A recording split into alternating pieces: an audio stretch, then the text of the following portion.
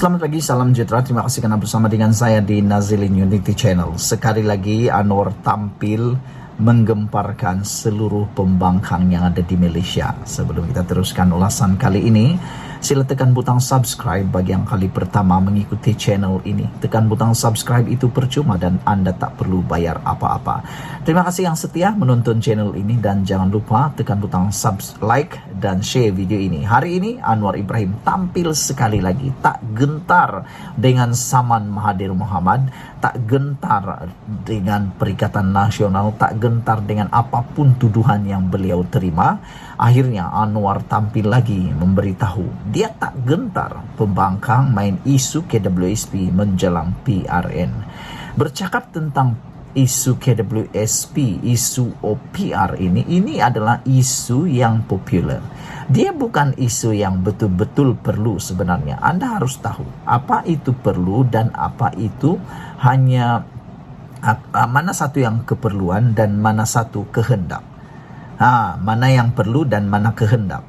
Pada pendapat saya, isu OPR dan isu KWSP itu hanyalah isu kehendak, bukan isu kewajiban, bukan isu keperluan. Contohnya, pada pendapat saya, memang benar ramai yang perlu, ramai yang kehendak, bukan perlu. Ada juga ramai yang perlu tentang KWSP, tetapi kebanyakannya yang mahu mengutarakan tentang isu KWSP ini ialah hanya satu kehendak. Mereka mau mengeluarkan KWSP mungkin bukan keperluan, tetapi hanya sebagai satu kehendak. Ada ramai kawan-kawan yang saya cerita, mereka kata ada juga orang yang mengeluarkan KWSP ini tidak menjadikan ataupun apa yang mereka mahu sasaran utama penggunaan KWSP itu tidak pun tercapai. Contohnya, mulanya mereka mahu menggunakan pengeluaran KWSP itu contohnya untuk memulakan bisnes. Sekalinya lain pula yang terjadi, dan kita tak nak pula lah terjadi kalau benarlah yang terjadi itu tiba-tiba nak keluarkan KWSP kononnya nak membayar hutang lapuk, nak memulakan semula perniagaan, nak bangkitkan semula hidup, tiba-tiba pula beli handphone, telefon barulah pula duit itu. Itu yang kita tak nak. Jadi itu beza antara kehendak dan keperluan. Kalau Anda faham apa itu kehendak dan keperluan, saya fikir Anda akan dapat mengelakkan, memikirkan tentang kehendak mengeluarkan KWSP itu dan keperluan. Memang betul, saya tak nafikan, jangan Anda kecam saya. Saya tak nafikan bahawa memang ada yang benar-benar perlu mengeluarkan KWSP itu. Tetapi berapa ramaikah antara mereka yang mahu keluarkan KWSP itu merupakan keperluan berbanding kehendak? Karena pada pendapat saya, maafkan saya kalau mungkin ini pendapat saya secara pribadi, ada ramai juga yang mahu keluarkan KWSP bukan karena keperluan tetapi kehendak. Itu sebabnya pada bajet yang lalu Anwar Ibrahim telah pun memberikan tambahan dana untuk caruman KWSP kepada para pencarum, supaya tujuannya untuk menambahkan semula jumlah caruman para pencarum yang ada dalam akaun di KWSP mereka. Kerana kerajaan sedar kebanyakan pencarum yang ada sekarang ini gara-gara pengeluaran KWSP pada waktu pandemik sudah mempunyai simpanan KWSP yang amat kurang. Jadi nanti nak tanya, kalau Anda dah tua mencapai umur 58 tahun, apalagi duit yang Anda nak keluarkan untuk masa depan atau masa tua? Jangan kata nanti Anda kata nanti kita akan usahakan bagaimana kalau Anda tiba-tiba sakit. Nak usahakan macam mana? Takkanlah sakit nak kerja lagi kan?